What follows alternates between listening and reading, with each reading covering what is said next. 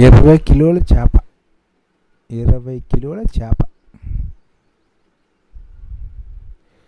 రాష్ట్ర ప్రభుత్వం 100% సబ్సిడీపై చేప పిల్లలను వదలడంతో అవి పెరిగి పెద్దవి జాలాలకు ఉపాధినిస్తున్నాయన్నమాట. ఇప్పుడు మనం తెలంగాణ ప్రభుత్వం 100% సబ్సిడీతో చేపలను వదులుతున్నాయి కదా నదుల్లోని గుట్టల్లోని చెరువుల్లోని. అవి పెరిగి పెద్ద అవుతున్నాయి అన్నమాట. అది ఏ విధంగా జాలాలకు ఉపాధినిస్తున్నాయంటే సిద్దిపేట జిల్లా మద్దూరు మండలం లద్నూరు గ్రామం ఎల్లమ్మ చెరువులో, ఈ లద్నూరు గ్రామంలో ఎల్లమ్మ చెరువు ఉందన్నమాట.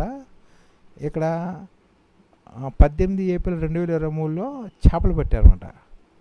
ఇక్కడ జాలాలకి 20 కేజీలు చేపలు లభించిందన్నమాట. అంటే అప్పట్లో ఎప్పుడో వదిలిన చేప ఇప్పుడు పెరిగి 20 కేజీలు అయిపోయింది అనమాట.